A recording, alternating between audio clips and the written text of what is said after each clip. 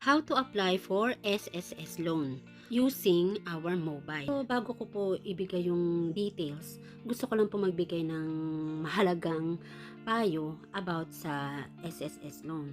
So, pag sinabi po nating loan, ito po ay utang. Okay? So, tatandaan po natin na hindi po ito parang ibibigay lang sa'yo ng SSS na pera. Ito po ay utang at may malaki po tayong responsibilidad para ito po ay bayaran. Kasi marami pong mga cases na nag-salary loan sila, tapos nakalimutan po nilang bayaran or hindi nila natapos bayaran. Ang consequence po ng ganun ay, syempre kapag magre-retire ka na, i-refund mo yung pera mo or let's say qualified ka sa pension, ibabawas po doon. Plus, yung interest mo. Halimbawa, kung ang loan mo ay nasa 10,000 lang, naku, baka by that time na kukunin mo, malaki na po yung tubo, magugulat ka. So, dapat alam po natin na ang i-apply po natin ay loan, so kailangan po natin yung bayaran.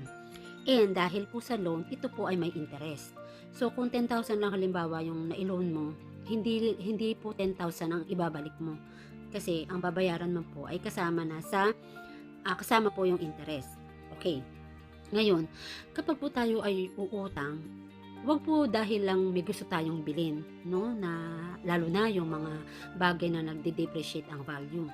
Kailangan po good debt or yung may possibility po na magbigay sa atin ng mas malaking income. Or gagawin po natin siyang kapital or binhi para lumago yung ating pera.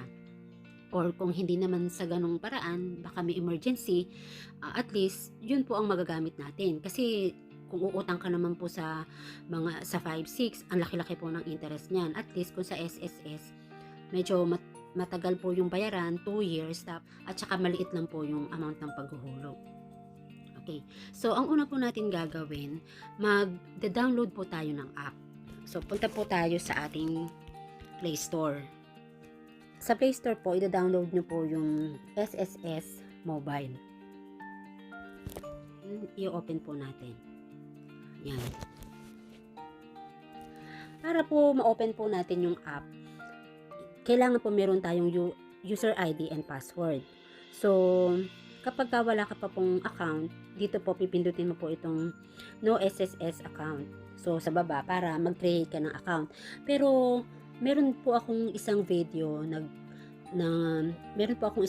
tutorial kung paano mag-register online sa SSS. So, kung kayo po ay nakapag-create na ng inyong account, yun din po ang gagamitin yung account, user ID, and password dito po sa pag-login sa SSS mobile app. Okay.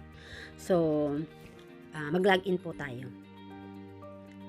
So, dahil ako po ay may account na sa SSS, so ilalagin ko na lang po yung aking account, yung aking user ID and password. Okay, so kapag ikaw po ay nakapag-login na, so ito po yung lalabas sa screen mo.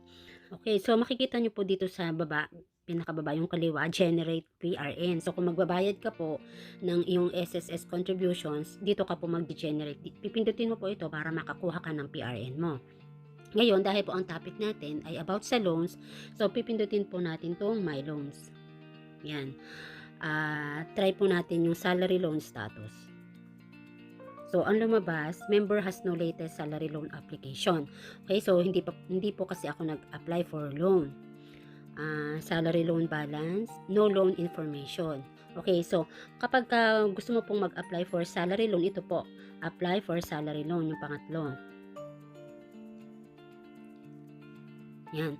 And then, lalabas po dito yung loanable amount, no? Kung magkano po yung pwede mong ma-loan. Okay? Payment mode. Kapag wala pa po tayong UMID or UMID ATM, body check po ang ipapadala nila sa atin sa mailing address po natin. Ayan. So, kung hindi nyo pa na update ang inyong address, so i-update nyo po muna. And then, basahin nyo po itong terms and conditions for salary loan.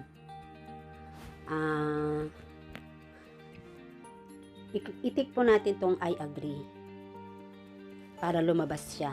So, ito po yung terms and conditions for salary loan. Eligibility. Ayan, all employed and pati po yung mga voluntary members, kailangan po ay eligible sila. Paano po ba? Halimbawa, kung ang ilo-loan mo po ay for 1 month salary loan, ang requirement po kailangan meron ka nang naihulog na 36 months. So, ang katumbas po nun ay 3 years. So, makaka-avail ka lang po ng salary loan sa SSS kapag at least may 3 years ka ng contribution sa kanila. And yung 6 of which should be within the last 12 months prior to the month of filing of application. So, halimbawa, itong February 2020 po ako mag-a-apply ng loan. So, yung 1 year, yung bago ngayong February, so that is January 2019 to January 2020. So, kailangan yung 6 months po, at least may hulog akong 6 months sa loob ng January 2019 to 2020. Ganun po ang requirement. So, within that period, within that 1 year, kailangan nakapaghulog ako ng 6 months para ako po ay eligible mag-apply ng salary loan. Kung ano naman po, kung 2 months salary loan ang i-avail mo, ang requirement naman, kailangan naka 72 months contribution po tayo. Equivalent po niyan ay 6 years. No? 6 years. So, the same thing din po. 6 of which should be within the last 12 months prior to the month of filing of application. So, kumbaga, 1 year prior to our application, may 6 months po tayong contribution. Okay? Doon naman po sa mga employed na magsa-salary loan, kailangan daw po updated ang pagre-remit or pagbabayad, paghuhulog ng inyong employer. So, ito po, no, basahin nyo po, marami po siyang eligibility requirements. So, basahin nyo po yung mabuti bago kayo talaga mag-a-apply ng loan. So, the loan shall be payable within 2 years. Okay, so 24 equal monthly amortization. So, 24 na hulog po ang gagawin nating pagbabayad.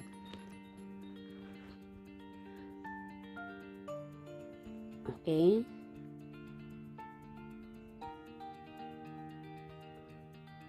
Ayan, payment shall be made at any SSS branch office with automated tellering system, SSS accredited bank, or SSS authorized payment center. So, kahit po sa SSS, sa bayad center. So, kailangan din po natin gumamit ng PRN pag tayo ay magbabayad. Ngayon, ang interest po, the loan shall be charged an interest rate of 10% per annum until fully paid.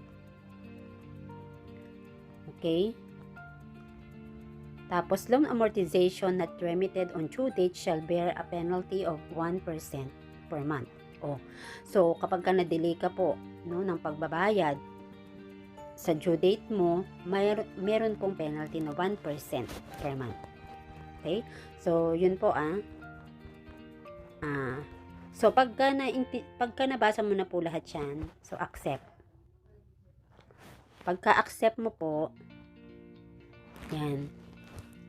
So, halimbawa, kung ang loanable amount po ay 25,000, so may mga charges pa po ito. Kaya ang maninet ko lang pong malulon ay 24,300 plus, no? And then, nandito na po yung applicable month due date. So, okay? April 20, para sa April 20, okay, due date ko po ay sa May 31, 2020. 1,153.62. Bali, ang breakdown po nun, yung 945.29 mapupunta sa principal, and then yung interest niya ay 208.33. Yan po. Ngayon, imagine naman, di ba po ang makukuha ko ay 24,386.99. Ngayon, kapag natapos ko pong bayaran ang loan na to for 2 years, aabutin po siya ng 27,686.88. So, ang tubo niya ay 3,000 plus for 2 years. Okay? So, hindi naman siya ganun kalaki. compared mo sa 560 po ba? Sobrang nakakatakot yun. At least ito medyo hindi ganun kabigat sa bulsa. Dahil for demo lang naman po ito, no? For demonstration lang po ito, video tutorial. Hindi naman po ako talaga maglo-loan. Hindi ko po pipindutin tong submit. Ika-cancel ko lang po ito. So kahit po ako ay voluntary member, pwede po akong mag-loan. Hindi lang po yung mga employed ang pwedeng mag-avail ng salary loan. Hello friends, favor lang po. If ever may natutunan ka po sa video ito, pwede po bang paki-comment na may natutunan ako. At least yun lang po ay malaking tulong na po sa channel kong ito. Marami pong salamat friends sa inyong panonood at pagtangkilik, pagsuporta sa channel po natin. God bless us.